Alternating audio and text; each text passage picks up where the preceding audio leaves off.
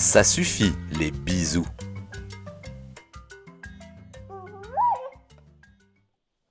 Lara est vraiment merveilleuse. Monsieur et Madame Martin, les parents de Lara, répétaient sans arrêt ces 4 mots. Lara est vraiment merveilleuse. Quand leur petite était encore un bébé, ils adoraient la câliner et lui donnaient des baisers légers comme des plumes. Quand elle avait fait ses premiers pas, ils l'avaient applaudi. Bravo, bravo, bravo! Un jour, avec sa bouche, elle avait fait Papa, papa. Elle a dit papa. S'était écrié son papa. Non, elle a dit maman. Avait répliqué sa maman.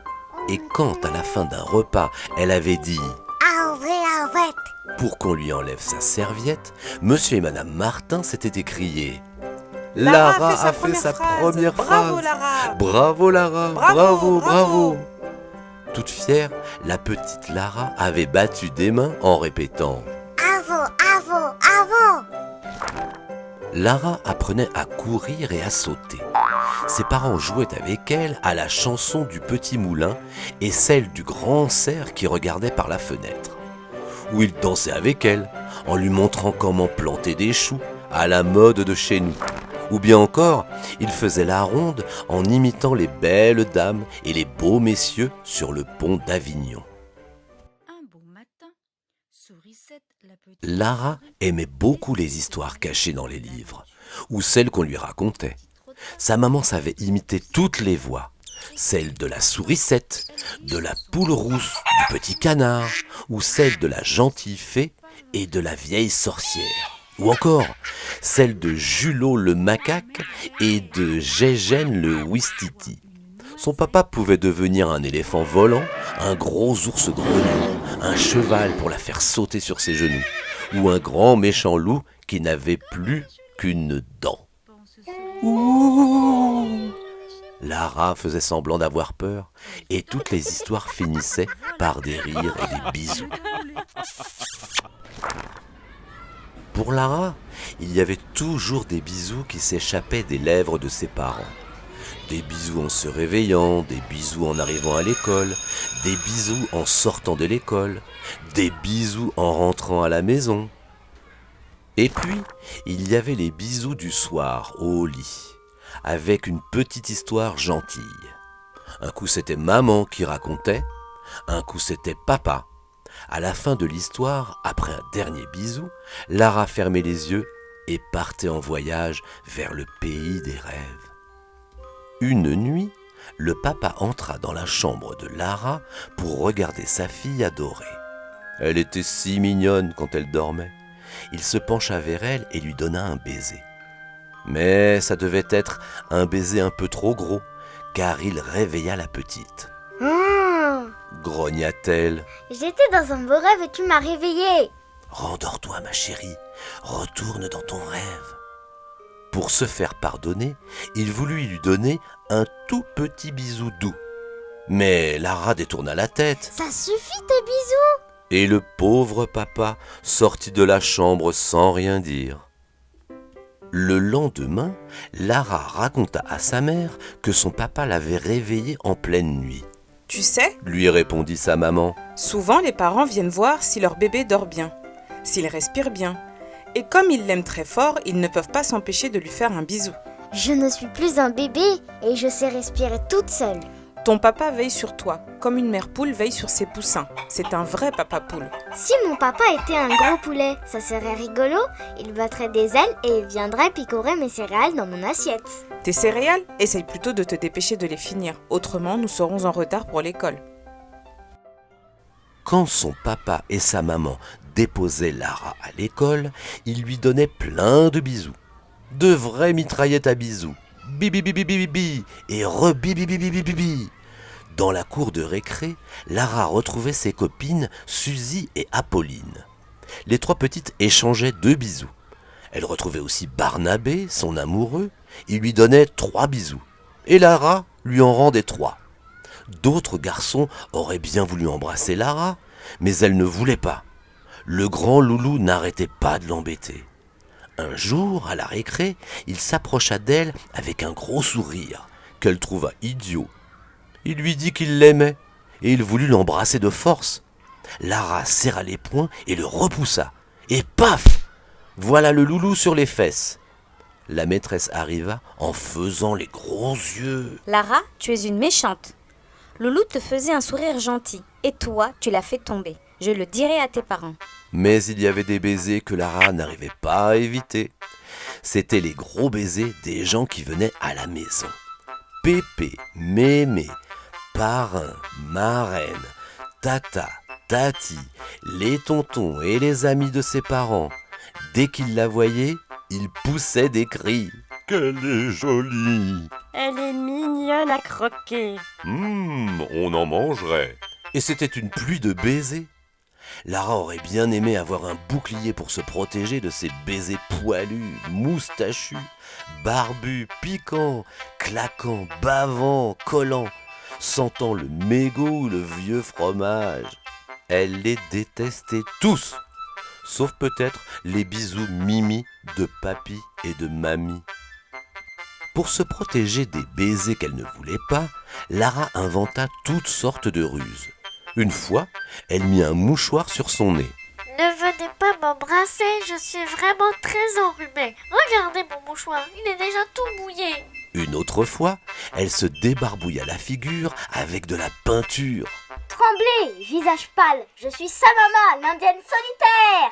Un jour, elle se mit l'égouttoir à légumes sur la tête et fonça vers les invités en brandissant le parapluie de sa mère. Je suis la terrible tarte Vador. Arrière! Sinon je vous désintègre avec mon parabisou. Cela les fit rigoler, mais pas reculer. Ils lui enlevèrent son casque égouttoir et la bombardèrent d'une giboulée de baisers.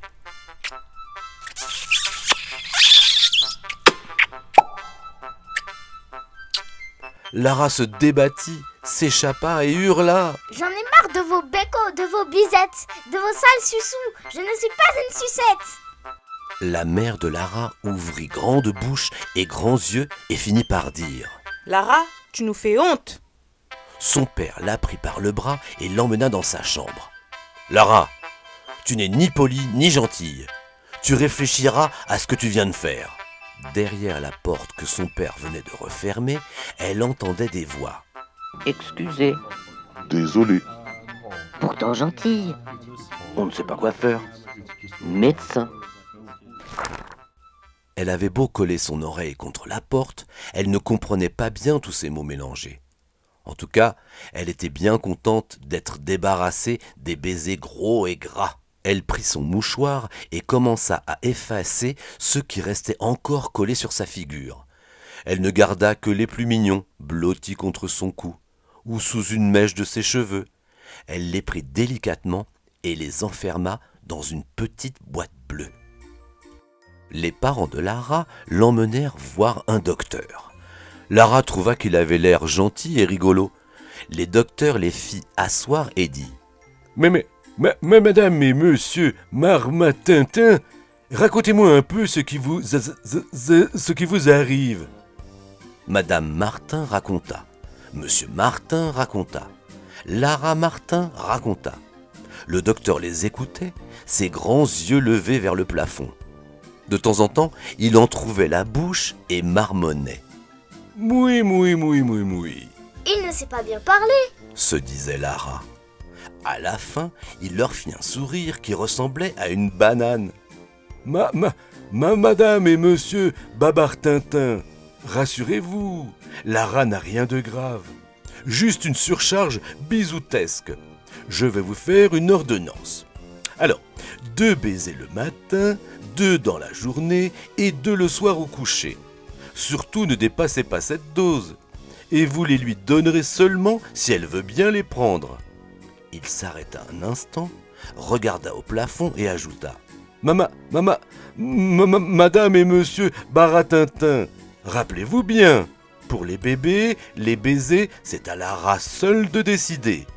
Son corps est à elle, pas à vous, ni aux autres. » Le docteur se leva. « Expliquez bien tout cela à vos